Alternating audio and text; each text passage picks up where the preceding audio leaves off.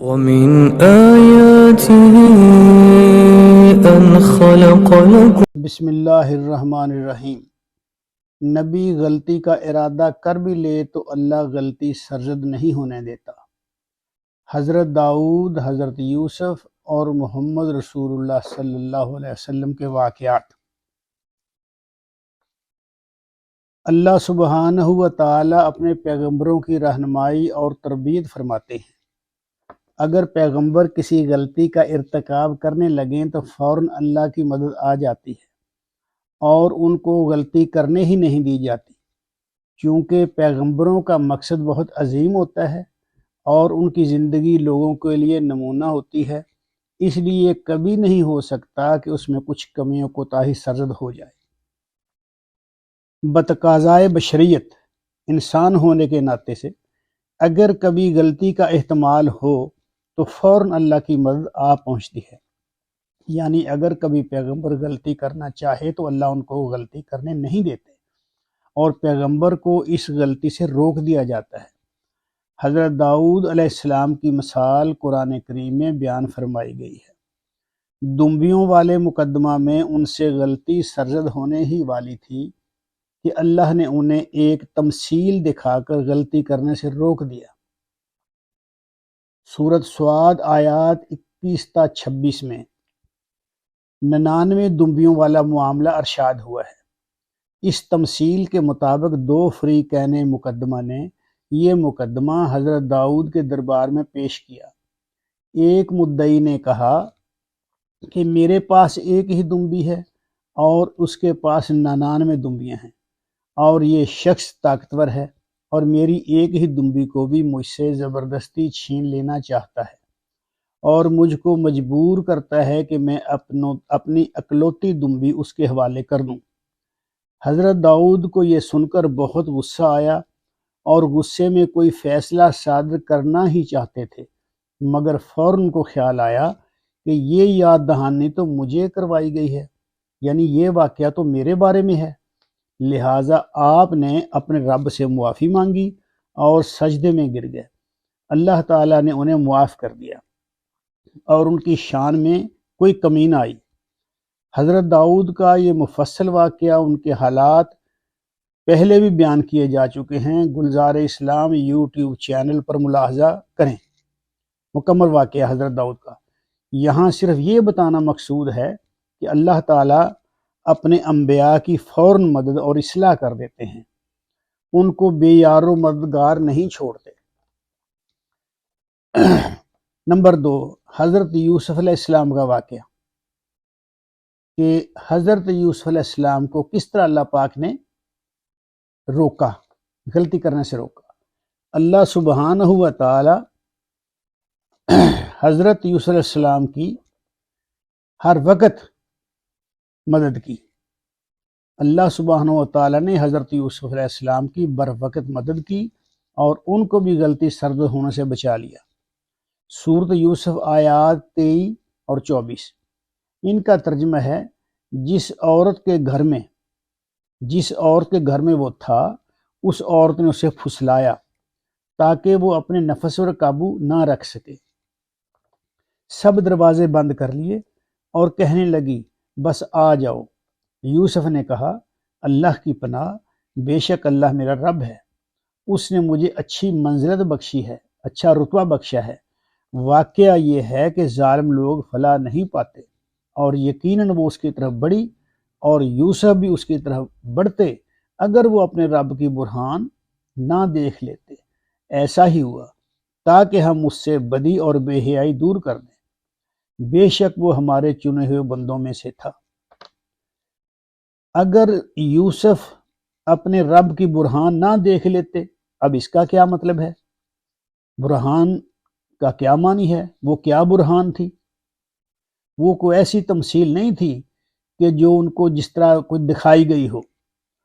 برہان کے معنی ہے دلیل اور حجت، یعنی خدا کی سمجھائی ہوئی دلیل، جس کی بنا پر حضرت یوسف کے ضمیر نے ان کو اس بات پر قائل کر لیا کہ اس عورت کی بات مان لینا زیبا نہیں دیتا، یہ بات اچھی نہیں ہے جو میں مانوں۔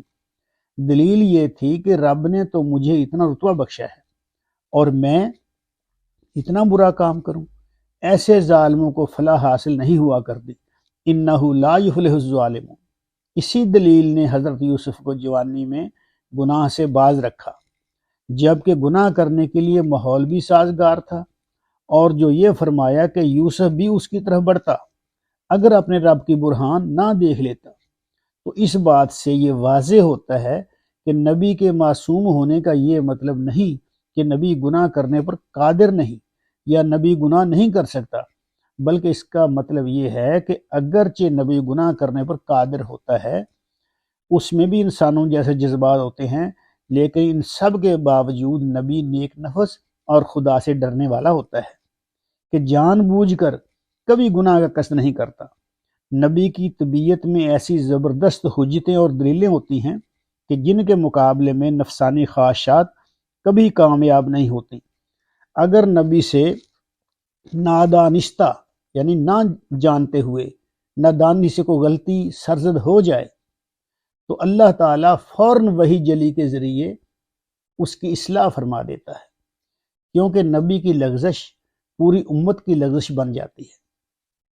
محمد رسول اللہ صلی اللہ علیہ وسلم کے قبل از نبوت دو واقعات نبی صلی اللہ علیہ وسلم کی ایسے ہیں جو نبوت سے پہلے وقوع پذیر ہوئے۔ ابن اسیر کی روایت ہے کہ رسول اللہ نے فرمایا، عرب کے جاہل لوگ جو کام کرتے تھے مجھے 2 دفعہ کے علاوہ کبھی ان کا خیال نہیں گزرا، یعنی 2 دفعہ میں بھی وہ کرنے والا تھا، لیکن ان دونوں کاموں میں اللہ تعالیٰ نے میرے اور اس کام کے درمیان رکاوٹ ڈال دی، یعنی مجھے اللہ تعالیٰ نے روک دیا۔ اس کے بعد پھر کبھی مجھے اس کا خیال نہ گزرا، یہاں تک کہ اللہ نے مجھے پیغمبری سے سرفراز کیا۔ پہلا واقعہ کیا تھا؟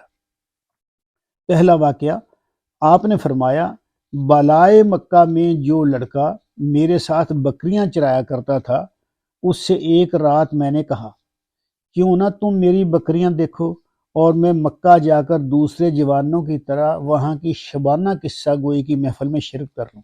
یعنی مکہ میں رات کے وقت محفلیں، قصہ گوئی کی محفلیں لگا کرتی تھی، لوگ قصہ گو قصہ، داستان گو داستان سنایا کرتا تھا، قصے بیان کیے جاتے تھے جھوٹے سے، یہ جس طرح کے عام قصے ہوتے ہیں۔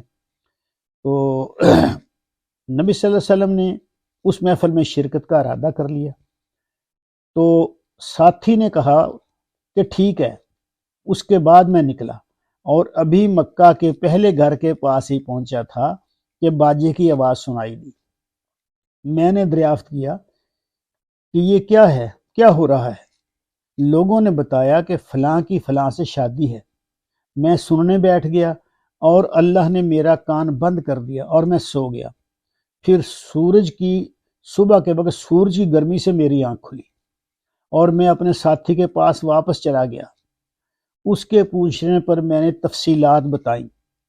اس کے بعد ایک رات میں نے پھر وہی بات کہی کہ اپنے ساتھی سے کہا کہ وہ بکریوں کو سنبھالے اور میں مکہ میں محفل میں شریک ہو جاؤں۔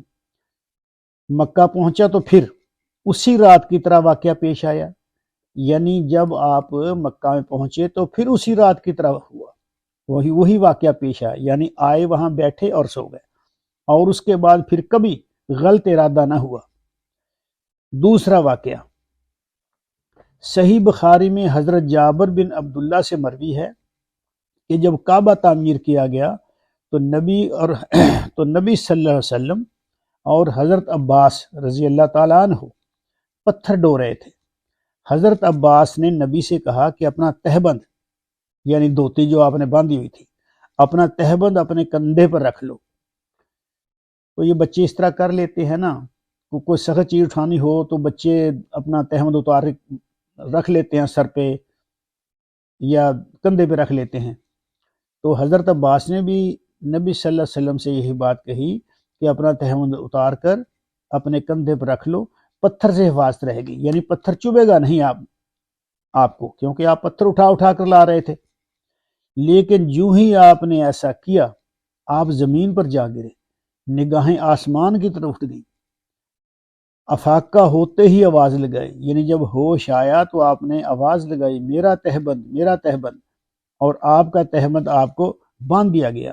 یہ ہیں وہ واقعات جن سے ثابت ہوتا ہے کہ نبیوں کی حفاظت خود خدا کرتا ہے۔ ان میں غلطی کرنے کی گنجائش ہوتی ہے مگر اللہ تعالیٰ ان کو غلطی کرنے ہی نہیں دیتے۔ نبی اپنی فطرت میں پائی جانے والی پاکیزہ حجت اور برہان کے ذریعے غلطی کرنے سے بچ جاتا ہے، اور اگر بفرض محال نبی غلطی کرنے کا ارادہ کر بھی لے تو اللہ سبحانہ و تعالی بذریعہ وحی جلی ان کی اصلاح کرتے ہیں اور ان کو غلط کام کرنے سے روک دیتے ہیں۔ جو کہا جاتا ہے کہ نبی معصوم ہوتا ہے، اس کا یہی مطلب ہے۔ اگرچہ نبی میں غلط کام کرنے کی قدرت تو ہوتی ہے مگر اللہ تعالیٰ نبی کو غلطی کرنے ہی نہیں دیتے، کیونکہ نبی عام انسانوں جیسا نہیں ہوتا۔ عام انسان غلطی کرے تو اس کی ذاتی غلطی ہوتی ہے، ایک بندے کی غلطی، لیکن اگر نبی غلطی کرے تو یہ ساری امت کی غلطی بن جاتی ہے۔ ومن آياته أن خلق لكم